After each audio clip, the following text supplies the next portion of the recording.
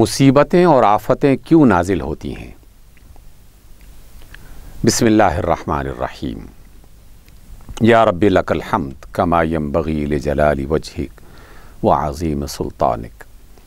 अल्लाहुम्मा सल्लि अला सय्यिदिना व मौलाना मुहम्मदिन व अला आलि सय्यिदिना व मौलाना मुहम्मदिन व अला अस्हाबि सय्यिदिना व मौलाना मुहम्मदिन व बारिक व सल्लिम अलैहि। आजकल पूरी दुनिया जिस आफत और मुसीबत में मुब्तला है, जिसे हम कोरोना वायरस कहते हैं, ये वायरस या इस तरह के और बेशुमार वायरसेस जो दुनिया में आते रहे और आइंदा भी न जाने किस अंदाज में आते रहेंगे, इनके बारे में हर फ़र्द परेशान है और हर फ़र्द अपनी अपनी समझ के मुताबिक इसके बारे में तबसरा कर रहा है। कोई कहता है कि ये अल्लाह का अज़ाब है, कोई कहता है कि ये फ़लाँ सबब से और फ़लाँ की साजिश और फ़लाँ की हरकत की वजह से आया है। हमें ये जानना चाहिए कि हम जिस ज़मीन पर रहते हैं, इस ज़मीन पर इस तरह की आफतें अगर इससे पहले आईं और आइंदा अगर आएंगी तो इसकी बुनियादी वजह क्या है। आखिर वो क्या हिकमत है कि जिस हिकमत की बुनियाद पर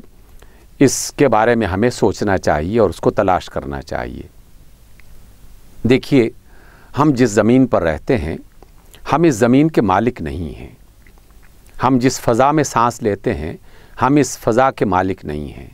हम जिस कायनात का हिस्सा हैं, हम इस कायनात के मालिक नहीं हैं, बल्कि हम ख़ुद अपनी ज़ात और अपने जिस्म के भी मालिक नहीं है। हमारा ईमान है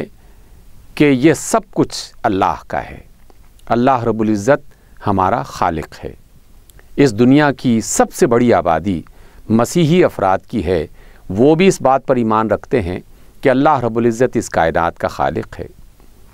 दुनिया की दूसरी बड़ी आबादी मुसलमानों पर मुश्तमिल है और वो भी ये ईमान रखते हैं कि इस पूरी कायनात का मालिक और इसका खालिक अल्लाह रब्बुल इज़्ज़त है।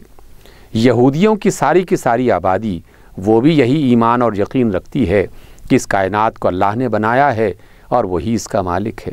इसके अलावा भी दीगर मज़ाहिब में से एक बहुत बड़ी अक्सरियत ऐसी है जो इस बात को मानती है। जब ये कायनात उसकी है और वही इसका खालिक है, तो हमारा ईमान ये भी बताता है कि वो इसका महज खालिक नहीं है, बल्कि वो इसका बादशाह भी है। और बादशाह होने के नाते से उसकी कायनात पर उसी का हुक्म चलता है। और अगर कोई शख्स जायज़ा लेना चाहे तो तहक़ीक़ करके और तजुर्बा करके देख ले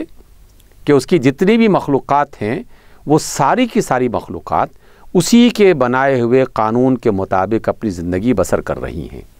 कोई एक ज़र्रा भी अपनी मर्ज़ी से हरकत नहीं कर सकता। कोई एक पतंगा,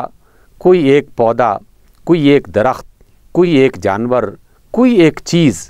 पहाड़ों से लेकर बादलों तक और ज़मीन के ज़र्रात और चाँद सितारों से लेकर कहकशाओं तक, कोई चीज़ ऐसी नहीं है कि जो अपनी मर्ज़ी से कोई काम कर रही हो, बल्कि अल्लाह रब्बुल इज़्ज़त ने जिस चीज़ को जिस अंदाज़ में जिस काम के लिए तख्लीक किया है, वो उसी अंदाज़ में वही काम सर अंजाम दे रही है। लेकिन इंसान इस कायनात की वो वाहिद मखलूक है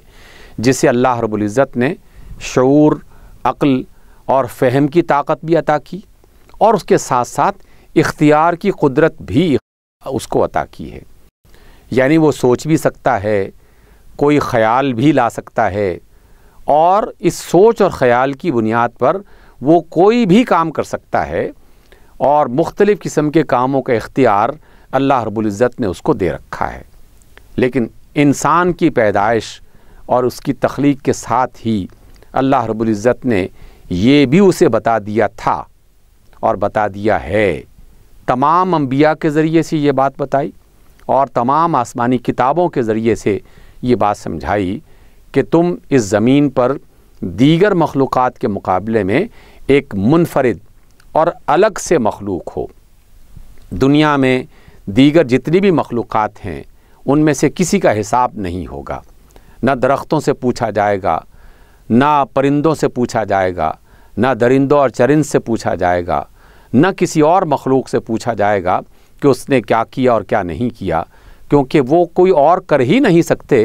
کہ جو اللہ تعالیٰ کی طرف سے اس کے لیے متعین نہ کیا گیا ہو۔ لیکن انسان وہ واحد مخلوق ہے جس سے باقاعدہ سوال کیا جائے گا کہ تم نے فلاں کام کیوں کیا اور فلاں کام کیوں نہیں کیا۔ اس وجہ سے اللہ رب العزت نے انسان کو روز اول سے یہ بات بتا دی تھی کہ وہ دنیا میں ایک آزمائش اور امتحان کے لیے بھیجا جا رہا ہے، اور اسے دنیا میں اپنی زندگی ان اصولوں کے مطابق اس راستے پر چلتے ہوئے گزارنی چاہیے، اور اگر اس نے یہ والے کام کیے تو اس کی سزا دنیا میں بھی مل سکتی ہے اور آخرت میں عذاب کا سامنا اسے کرنا پڑے گا، اور اگر اس نے یہ والے کام کیے تو اس کا اچھا بدلہ دنیا میں بھی اس کو ملے گا، راحت کی صورت میں، سکون کے صورت میں، اطمینان کی صورت میں، لطف اور لذت کی شکل میں، اور قیامت کے بعد دوسری دنیا میں بھی اسے نعمت کے طور پر جنتوں کا وارث بنایا جائے گا، جنتوں کا حقدار بنایا جائے گا۔ یہ بات اسے سمجھا دی گئی ہے، اور پھر یہ فرمایا کہ اگر تم نے یہ فلاں فلاں کام کیے تو اس کے نتیجے میں تم دنیا میں کسی مصیبت کا شکار ہو سکتے ہو۔ جناب رسول اللہ صلی اللہ علیہ وسلم نے 2-3 باتیں ایسی فرمائی ہیں کہ جن کو ہمیں بطور خاص جاننا چاہیے اور اس پر غور کرنا چاہیے۔ آپ علیہ السلام نے فرمایا، اور یہ حدیث بالکل درست اور صحیح حدیث ہے اپنی روایت کے اعتبار سے، سند کے اعتبار سے، اور اپنے معنی کے اعتبار سے۔ آپ فرماتے ہیں کہ جب بھی کسی قوم میں فحاشی، عریانی سے مراد ہے بے لباسی، نیوڈٹی، بدکاری، جسم فروشی، یہ کھلے بندوں عام ہونا شروع ہو جائے تو اللہ رب العزت اس قوم پر، اس گروہ پر ایسی بیماریاں نازل کرتا ہے جو سابقہ امتوں میں نازل نہیں ہوئی تھیں۔ بظاہر دیکھا جائے تو جو وائرسز اور جو بیماریاں دنیا میں آتی ہیں، جیسے کہ طاعون ایک بیماری دنیا میں اس سے پہلے کئی بار آ چکی، اب طاعون کے اسباب تلاش کیے جائیں تو کہا جا سکتا ہے، اور سائنسدان کہتے بھی رہے اور کہہ بھی رہے ہیں کہ یہ بیماری چوہوں کے اندر ایک خاص زخم کی وجہ سے یا کسی غلط چیز کو کھانے کی وجہ سے پیدا ہوتی ہے، اور پھر چوہوں کی وجہ سے اس کو پھیلنے کا موقع ملتا ہے۔ تو بظاہر طاعون کا ایک سبب یہ ہے کہ یہ چوہوں کے اندر بیماری پیدا ہوئی اور اس سے انسانوں کی طرف منتقل ہو گئی، لیکن جس نے یہ کائنات بنائی ہے اس نے اپنے رسول صلی اللہ علیہ وسلم کے ذریعے سے ایک اور بھی سبب اس کے پیچھے بتایا ہے، اور وہ یہ کہ جب بھی کسی قوم میں اس طرح کی خرابی عام ہونا شروع ہو جائے اور کھلے بندوں اس کا ارتکاب کیا جانے لگے، لوگ اس کی طرف دعوت دیں اور اس کو مشہور کرنے کے لیے مختلف طریقے اختیار کیے جانے لگیں، تو ایسی کھلم کھلا بے حیائی کو اللہ رب العزت پسند نہیں کرتا، اور پھر اس کے نتیجے میں اس قوم کو، اس معاشرے کو کسی نہ کسی بیماری میں مبتلا کر دیتا ہے، اور وہ بیماری بالآخر پھیلتے پھیلتے ان افراد اور ان قوموں تک بھی پہنچ جاتی ہے کہ جنہوں نے اس خرابی کو دیکھا اور منع کرنے کی، روکنے کی کوشش نہیں کی، اور پھر اس میں بعض اوقات کچھ اچھے افراد بھی اس میں شامل ہو جاتے ہیں اور وہ بھی اس کا شکار ہو جاتے ہیں۔ اس زمانے میں جس میں ہم جی رہے ہیں، آج کے دور میں ایڈز کی بیماری، اس کا سب سے بنیادی اور مرکزی سبب جو ہے وہ یہی بدکاری اور بے حیائی ہے، جس کو کھلے عام کرنے میں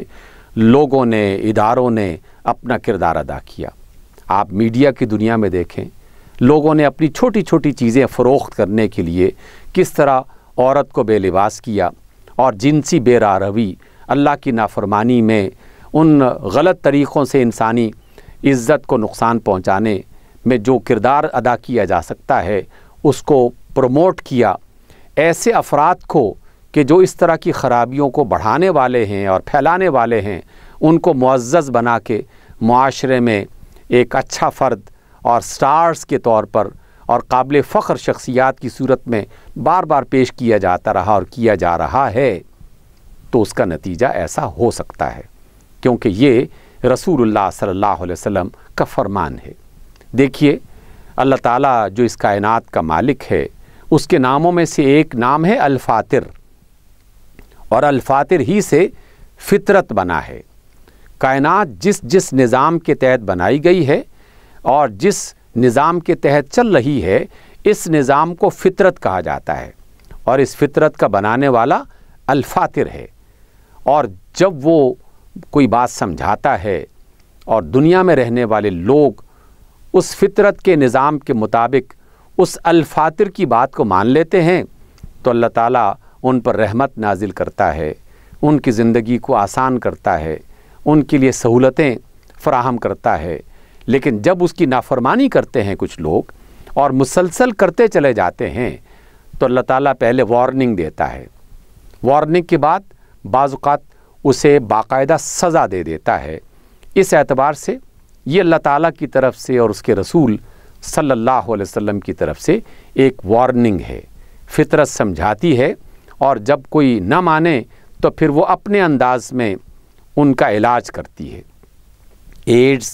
یا اس طرح کی دیگر بیماریاں جو وجود میں آ چکی اور آ رہی ہیں، یہ در حقیقت وارننگ ہے اللہ تعالیٰ کی طرف سے، اور خبردار کیا جا رہا ہے کہ اگر تم نے اللہ تعالیٰ کی اس نافرمانی سے اپنے آپ کو بچانے کی کوشش نہ کی تو اس سے بھی زیادہ خطرناک بیماریوں میں تم مبتلا کیے جا سکتے ہو۔ اس لیے اس کے دیگر جو اسباب ہیں ان کو بھی سامنے رکھتے ہوئے ان تدبیروں کو اختیار کرنا چاہیے کہ جن سے اس بیماری سے بچا جا سکتا ہے، لیکن ان بڑے اسباب پر بھی نظر رکھنی چاہیے۔ اس کے ساتھ ساتھ رسول اللہ صلی اللہ علیہ وسلم نے کچھ اور چیزوں کی طرف بھی توجہ دلائی۔ مثلا دین اسلام کا بنیادی جو سبق ہے اور بنیادی جو تعلیم ہے وہ پاکیزگی، طہارت اور صفائی ستھرائی ہے۔ صفائی ستھرائی بظاہر ایک نظر آنے والی چیز ہے، کسی کا لباس صاف ستھرا ہے نظر آتا ہے، کسی کا مکان صاف ستھرا ہے نظر آتا ہے، کسی کی سڑکیں گلیاں صاف ستھری ہیں نظر آتی ہیں، لیکن ایک صاف ستھری نظر آنے والی چیز کو بھی ہم پاکیزہ بعض اوقات نہیں کہہ پاتے، اس لیے کہ پاکیزگی اس سے بھی زیادہ آگے بڑھ کر اس کو مزید بہتر انداز میں صاف کرنے کا ایک اہتمام ہے۔ اس لیے ایک مومن پاکیزہ ہوتا ہے، وہ باقاعدہ غسل کا اہتمام کرتا ہے، اپنے جسم کو پاک رکھنے کی کوشش کرتا ہے۔ اس کے باوجود جب بھی وہ کبھی نماز پڑھنے کا ارادہ کرتا ہے تو اس کا لباس پاک تھا، اس کا بدن پاک تھا، لیکن اس کے باوجود وہ مزید وضو کرتا ہے۔ گویا کہ پاکیزگی اور طہارت کے ساتھ ساتھ اس نے مزید پاکیزگی اور صفائی کا اہتمام کرنے کے لیے وضو باقاعدہ اختیار کیا۔ وضو میں وہ اپنے ہاتھ بھی دھوتا ہے، اپنا ناک بھی صاف کرتا ہے، اپنا منہ بھی صاف کرتا ہے، اپنا پورا چہرہ بھی دھوتا ہے، اپنے پاؤں بھی دھوتا ہے۔ ان تمام چیزوں کا اہتمام آخر کس بات کی علامت ہے؟ اس بات کی علامت ہے کہ دین اسلام انسان کو پاکیزہ انسان بنانا چاہتا ہے، صاف ستھرا انسان بنانا چاہتا ہے۔ پھر اسی طریقے سے اللہ کے رسول صلی اللہ علیہ وسلم نے اس بات کی تعلیم دی کہ جس جگہ پہ تم رہو اس جگہ کو پاک صاف رکھو، جس گلی بازار میں سے تم گزرو تو تمہاری گلیاں، تمہارے بازار، تمہارے رستے وہ صاف ستھرے ہونے چاہیے۔ آپ علیہ السلام نے فرمایا کہ راستے کا حق ادا کرو۔ اصحاب رسول نے فرمایا کہ یا رسول اللہ راستے کا حق کیا ہے؟ آپ نے فرمایا کہ راستے کو کشادہ رکھا جائے، راستے میں کوئی رکاوٹ کھڑی نہ کی جائے، اور اگر کوئی رکاوٹ یا انسانوں کو اذیت دینے والی کوئی چیز ہو تو اس اذیت دینے والی چیز کو وہاں سے ہٹا دیا جائے۔ اور کشادہ رکھنے کا مطلب کیا ہے کہ آدمی راستے میں ایسی جگہ کھڑا نہ ہو یا اس طریقے سے لوگ مل کے نہ چلیں کہ جس میں آنے جانے والے اور گزرنے والے لوگوں کے لیے دقت ہو۔ گویا کہ فاصلہ رکھ کر چلنا اور راستے کو کشادہ رکھنا، گلیوں کو کشادہ رکھنا، گلیوں میں مختلف قسم کی رکاوٹوں کو کھڑا نہ کرنا، اور اگر کوئی رکاوٹ ہے تو اس کو دور کرنے کی کوشش کرنا، گندا پانی گلیوں میں نہ چھوڑنا، اور اس طرح کی دیگر غلاظتیں، کوڑے کے ڈھیر جمع نہ کرنا جس سے کسی بھی فرد کو یا کسی بھی دیگر مخلوقات کو نقصان پہنچنے کا اندیشہ ہو، تو یہ سب احتیاطی تدبیریں یہ الفاطر کی مرضی ہیں، یعنی اللہ کا حکم ہے اور رسول اللہ صلی اللہ علیہ وسلم نے اس کی تعلیم دی ہے۔ آپ صلی اللہ علیہ وسلم نے تو باقاعدہ راستے میں چلتے ہوئے تھوکنے سے بھی منع کیا ہے اور کہا ہے کہ اگر کسی بندے کو اس بات کی ضرورت پیش آ جائے تو وہ باقاعدہ ایسی جگہ تلاش کرے کہ جہاں آنے جانے والے اور گزرنے والوں کو تکلیف نہ پہنچنے والی ہو۔ تو اس اعتبار سے ان برائیوں سے بھی اپنے آپ کو بچانے کی کوشش کرنی چاہیے کہ جن برائیوں کی وجہ سے اس طرح کی بیماریاں وجود میں آتی ہیں اور ہم نادان لوگ ان بیماریوں کے صرف ظاہری اسباب تلاش کرتے رہ جاتے ہیں اور صرف یہی گمان کرتے ہیں کہ یہ فلاں دوا سے، فلاں غذا سے، فلاں چیز سے ہو گیا ہے اور فلاں صابن استعمال کر لو، فلاں جو ہے وہ اس میں کیمیکل استعمال کر لو تو انسان اس بیماری سے بچ جائیں گے، لیکن اس گناہ سے بچنے کی تلقین کوئی نہیں کر رہا اور کوئی شخص یہ نہیں بتا رہا کہ یہ بھی اس کا ایک بنیادی سبب ہو سکتا ہے کہ جس کی وجہ سے فطرت انتقام لے رہی ہو یا انسانوں کو وارننگ دیتے ہوئے انہیں خبردار کر رہی ہو کہ تم اللہ کی نافرمانی کے راستے پر چل پڑے ہو۔ اس لیے یہ مصیبتیں ان گناہگاروں کے لیے وارننگ ہیں اور جو لوگ اللہ کی اطاعت کرنے والے ہیں ان کے لیے جہاں اجر کا باعث ہے کہ وہ بھی اگر کسی کی غلطی کا شکار ہو کر اس میں مبتلا ہو گئے ہیں تو رسول اللہ صلی اللہ علیہ وسلم کے فرمان کے مطابق کہ اگر کوئی شخص کسی ایسی آفت زدہ علاقے میں مر جاتا ہے تو اس کا درجہ شہداء کا درجہ ہے، یعنی وہ شہید ہوگا۔ تو جہاں اگر کوئی شخص نیک پارسا آدمی ہے اور لوگ کہیں کہ جناب یہ تو بڑا نیک آدمی ہے، آخر اس کو یہ بیماری کیوں لگ گئی، تو بیماری کا لگ جانا وہ اس کا ایک نظام کا ایک حصہ ہو سکتا ہے، لیکن اللہ تعالیٰ وہ عدل کرنے والی ہستی ہے، اس کی رحمت ختم نہیں ہوگی، وہ اسے شہید کا درجہ دے دے گی اور اس کے لیے آخرت میں نجات کا رستہ بن جائے گا۔ لیکن جن لوگوں نے ان خرابیوں کو اختیار کیا اور جو اللہ تعالیٰ کی اس نافرمانی کو پروموٹ کر رہے ہیں اور کرتے چلے جا رہے ہیں، انہیں یقیناً توجہ کرنی چاہیے کہ یہ ایک چھوٹی سی بیماری نے پوری دنیا کو ہلا کے رکھ دیا ہے، تو کیا اللہ تعالیٰ کی قدرتوں میں ایسے طریقے موجود نہیں ہے کہ وہ پوری دنیا کو اگر تباہ کرنا چاہے تو کون ایسی طاقت ہے جو اس کے اس ارادے کو روک سکے یا اس کے فیصلے کے سامنے کھڑی ہو سکے؟ اس لیے ہمیں اللہ کی نافرمانی سے اپنے آپ کو بچاتے ہوئے ان طریقوں کو اختیار کرنا چاہیے جن سے احتیاطی تدبیریں بھی اختیار کی جا سکتی ہیں اور ان بیماریوں سے اپنے آپ کو بچایا بھی جا سکتا ہے۔